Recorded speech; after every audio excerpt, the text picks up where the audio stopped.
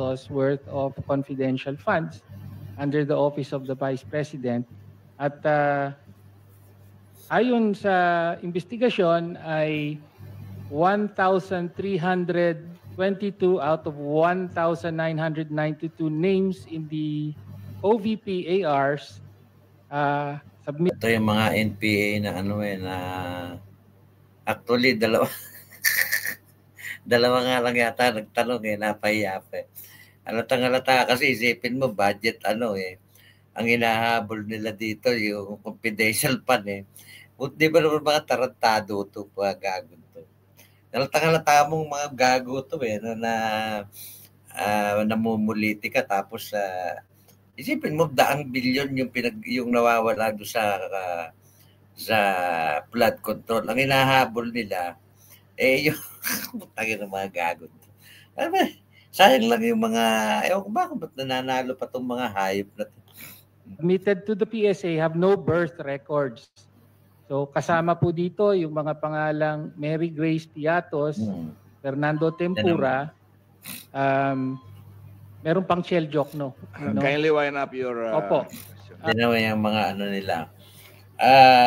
Kino-question nila yung 125 million na confidential fund.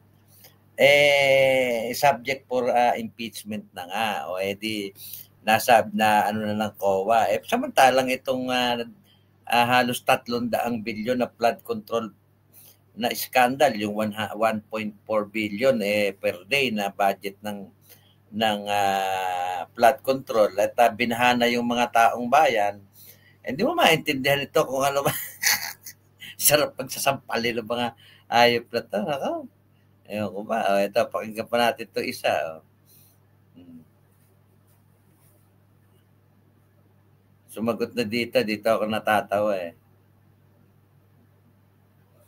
Nasaan ba yun? Ito. Dito kay Rene. Saan ba si Rene dito? Hello, Rene. Dito ako natatawa dito kay Kulot Kulot. Sige, Kulot, banat. It's. Wala pong binabanatan dito. I take exception the other members from making a manifestation. I take exception to the use of the term binabanatan. Nagtatanong lang po tayo rito at lihitin mo naman po ang mga tanong. So maybe I ask the congressman. Mr. Chair, may we request for a suspension of session suspended. Hearing suspended. Suspended. Mga walang kakwenta-kwenta. Kaya lang nakakaaliw lang to Saan ba yan? Where na yun, Rene? Station on the striking of the record. I have no objection. However, I just want to explain that in the previous debates, in the previous legislatures before us, in the interim batasang Pampanga. Representative Dino, meron po kasing minention na list of destinations na tinik ni Vice President this year under... Tayo mo, kabataan party list, hindi kang itsura. Tapos yung mga kabataang hinihikayat nila para umano ay, hindi ba? Tignan mo naman ang itsura. Under Travel Authority. But we like to take note na in a press conference of the Office of the Vice President, meron pong security and staff na kasama si Vice President. So can we ask po paano po pinopondohan yung pagpunta, flight and accommodations ng staff and security ng OVP? Madam Chair, may I be allowed to ask a question? Ito nakakatawa, pakinggan nyo. Depende sa nature, Madam Vice President. Yes. Magpinsan po ba si congressman ko ngayon tsaka si Zaldico? Ano po yun? Seryoso. Mr. Chair, I can answer. Seryoso si Sarah. Are they relatives? Please answer, Congresswoman Rene. I have no familiar relation po to Zaldico or to Representative Zaldico or any of their relatives po. Ala ka, itinanggi mo si Saldi ko, lagot ka. Kasi ka, pag nanakaw, kunyari pa kayo, kayo rin eh. Ano, tama naman to, ito ba yung model, nakalitaw ang cleavage? Ito ba yung mga klase ng kabataan party list na nagre-representa ng kabataan? Mukhang masyado ka seductive eh. Alam mo, may itsura ka pa na. Diyos ka. Di ba't may tinanggi si Saldi ko? Maraming pera yun. Thank you, Madam Chair. Pakindat-kindat ka pa. Let me just look for Please go ahead, ma'am. Look for the slide.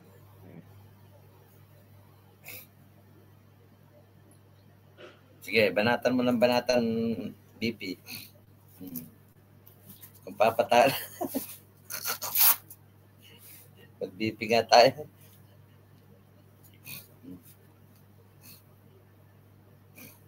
Tagal ni BP, ah.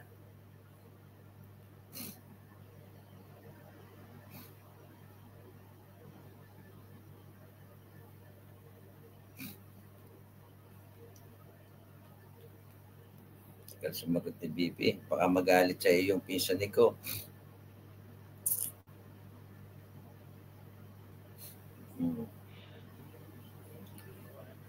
I-forward natin. So, Madam Vice Chair. President, please go ahead. Yes.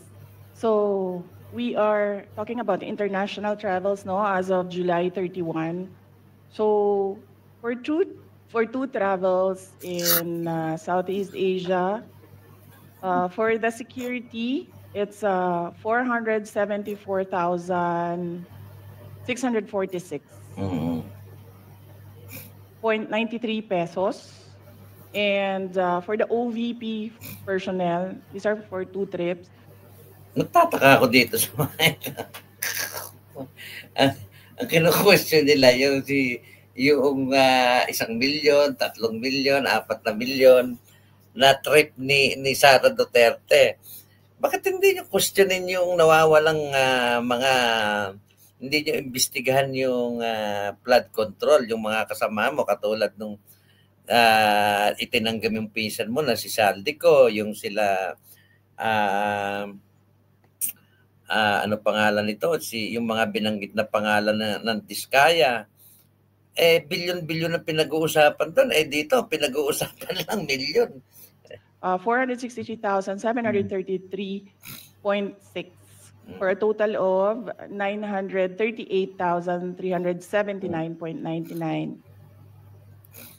For one trip to Australia, for the security, it's 438,383.26. And for the OVP personnel, it's 206,988 for a total of 645,371. For the Middle East and Europe, 3 trips, the total is for the security is 2,922,869.98. And then for the OVP personnel, that's 1,825,329.47 for a total of 4,748,199.45. For 3 trips in East Asia, the security budget was 1,141,937, and for the OVP personnel, 0, because they did not join these trips. And the total is 1,141,937. The total for 9 trips for both the security and OVP personnel is 7,473,887.70.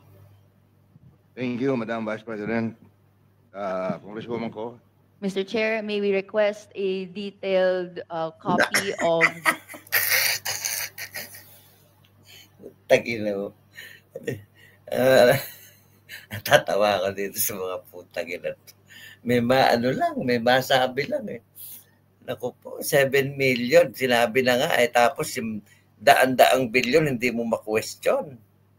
Anak ka ng tatay mo. Sino bang nanay at tatay mo kung tabatsik? The report that the Vice President gave in relation po sa spending po ng security and staff for foreign trips abroad. Asus. We will request the Office of the Vice President Natatawa na lang sa yung mga kasamahan mo. Hindi na kumikip. to supply the committee with such record. Thank you, Madam. Yes, sir. Mr. Chair, I'd like to ask another follow-up question. Ilan po yung staff and security na dala po ng Office of the Vice President in these trips na funded po of this breakdown ng fund? Mga klase mga politiko ito. Pinagtatawa na ka na lang isa. Sir ba? Kanang. Sige. Madam Chair, for the security, I understand. Si Sarah, natatawa na lang sa'yo eh. Ito na may mga nasa likod at mga alalang ano. Si Sara Duterte, natatawa na lang. And they recommend, the Armed Forces of the Philippines recommend 3 to 4 security personnel. But the Office of the Vice President only approves 2 security personnel. And for the Office of the Vice President personnel, that's 1 ceremonial and diplomatic affairs employee, 1 for MPRD, that is the Media Relations and Public Affairs Division, and then 1 for as assistant to the Vice President. So those are the approved personnel who joins the Vice President in her trips. So, to clarify, Mr. Chair, these personnel in total ay sinagot ng OVP fund of totaling 7.4 million pesos sa ating mga foreign trips. Madam Chair, not all foreign trips, as I mentioned. Security is always recommended by the Armed Forces of the Philippines, but some trips do not have OVP personnel because there are only 3 trusted OVP personnel who can do the work that I demand from them, and sometimes they are not available. Question pa. Okay. Congresswoman ko. Natatawa ako sa demeanor ni Sara. Parang tama pinaglalaroan niya yung si Kulot si Congressman Kulot Alang yaka. Diyos ko. Ambisyosa. Kukwestiyonin pa si Sara Duterte. Diyos ko. Thank you, Madam Chair. To confirm, ito pong mga trips na to that was mentioned, are these trips personal in nature that required po yung presence ng personnel and staff?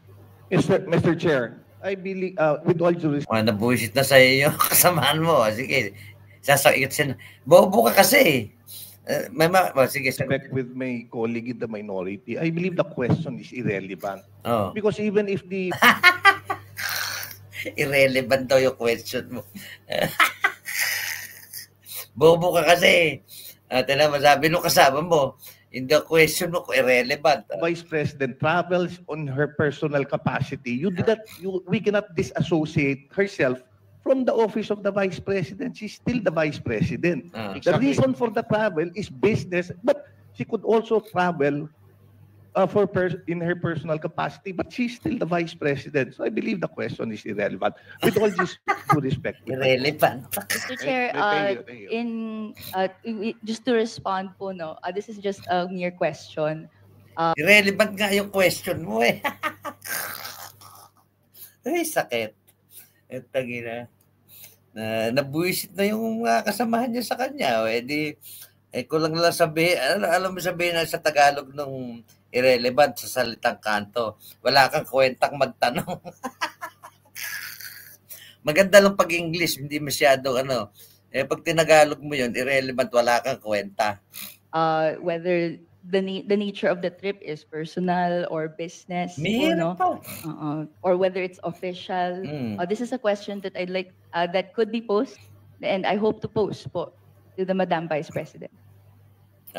Madam Chair, it depends. If I have activities for the Office of the Vice President abroad, the 3 OVP personnel join the trips.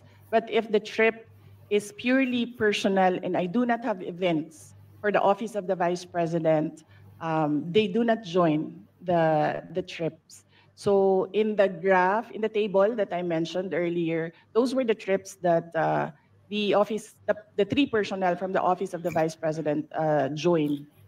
But in the case of security personnel, this is something that is beyond the Office of the Vice President. It is decided by the Armed Forces of the Philippines. Thank you, Madam Vice President. Thank you. Thank you, Mr. Chair. Hope satisfies your question. Thank you. My next question is in relation. Ay, may question ka pa. Irrelevant nga daw ikaw eh. Irrelevant yung mga tanong mo. Takakapal lang mukha mo ining. Sige, pagbigyan mo na. Po to a line of questioning and in relation to the unqualified opinion that the COA issued to the Office of the Vice President. But after that, 60 days was provided to the Office of the Vice President to issue corrections po to certain errors made. Upon questioning the COA in its budget hearing, nagbigay po sila ng additional details kung saan may nakita daw po kasing 3.8 million pesos. Pagila mo. Mataya ka tayo. 3.8 million. Utang ina ka, kababae mong tao. Yan ang kinu-question mo. Sa tingin mo, nanakawin ni Sara Duterte yung 3.8 million. At kaya ka na pagsasabihang irrelevant. 3.8 million. Sa tingin mo, nanakawin yan ni Sara Duterte. Eh bakit hindi mo imbestigahan yung 300 plus billion na flood control, Ineng? Kaya ka na pagsasabihang irrelevant yung tanong mo. Ito mo kinu-question mo yung 3 milyon. Sa tingin mo ba, ikaw ba nanakawin mo yan? Siguro ikaw, kahit 1 milyon, baka tirahin mo. Worth of equipment not accounted for in the OVP submission. Ito po ay mga errors found in the 2024 annual audit report. Can the Vice President explain this error po, Mr. Chair? Madam Chair, the Office of the Vice President from 2022, 2023, and 2024 received unmodified opinions from the Commission on Audit. And I would like to take this opportunity to thank all my colleagues in the Office of the Vice President for being faithful to transparency and accountability in our office.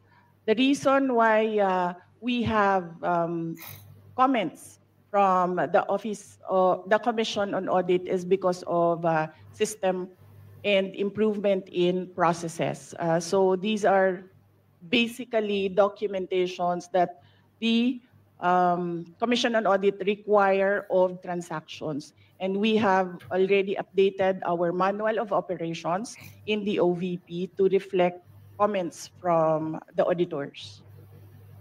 Thank you very much, ma'am. And if you can, if possible, if that is not classified, you can give a list to the committee para kami na po magbigay doon sa minority. Ayun, gandun lang. At tinerminate na nila yung yung hearing. Kumbaga, ibig sabihin, tinerminate, approve na yung budget. Eh, natatawa ako dito kay napagsabihan tuloy irrelevant yung mga pinagtatatanong. Eh, isipin mo, yun ba naman 3.8 million? Questionin mo, sa tingin mo ba, nanakawin ni Sara Duterte yung 3.8 million? Ay, hindi mo tanongin yung pisan mong itinanggi mo na si Saldi ko kung saan napunta yung daan-daang bilyong mga insertion niya dyan sa Alatang-alata mo dito itong mga ito, na talagang itong mga ito is wala itong pagmamalasakit sa bayan, hindi naman sa minamaliit may 3 milyon, ano, isipin mo yung ginastos ni Sara Duterte is, yung sinasabi niya ay 7 million. Kinu-question nyo. Hinahanapan nyo na, pero bakit hindi nyo ma-question yung mga kasamahan nyo na maraming confidential pa na kalahating bilyon, daan-daang milyon, si Bongbong Marcos, bilyon-bilyon, yung mga trip ni Bongbong Marcos, although mga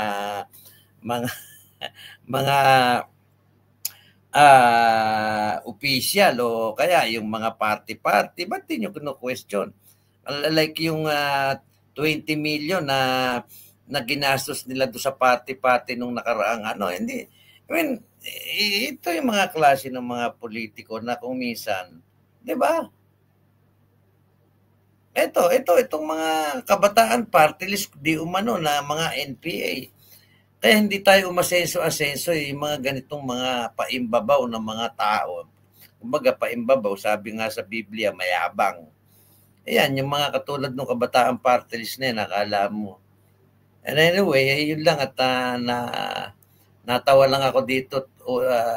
Itinanggi si Saldico and then sinabihan pa siya nung kasama niya na irrelevant yung kanyang question. Hindi sabihin ng irrelevant sa Tagalog, pagka mahirap pang magsasalita nun, walang kwenta sa Tagalog. Wala kang kwenta. Kaya sa mahihirap, ikaw, Rene ko, na itinanggi si Saldico, wala kang kwenta.